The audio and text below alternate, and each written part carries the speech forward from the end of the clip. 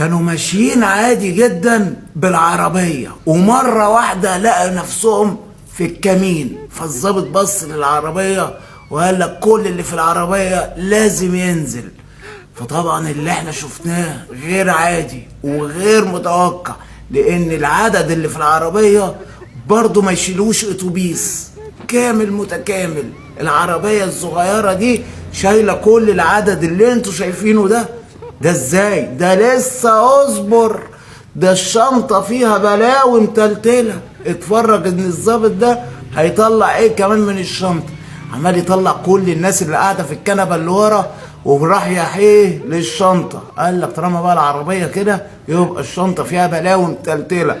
بصوا يا جماعة العدد، في حد بقى يعرف العدد اللي في العربية دول كام؟ ولما فتح الشنطة كانت المفاجأة ان برضو فيها بني ادمين.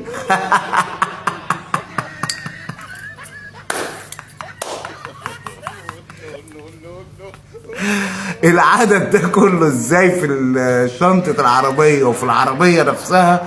ايه ده؟ هل الكلام ده يعقل ولا ما يعقلش؟ الناس اللي عمالة بتطلع من شنطة العربية عاملة زي النمل بالظبط، واحد ورا التاني بيطلع. ها في حاجة تاني مستخبية في العربية؟ تقدروا تقولوا لي كام واحد طلع من العربية دي كلها على بعضها؟ في حد يقدر يقول لي العدد؟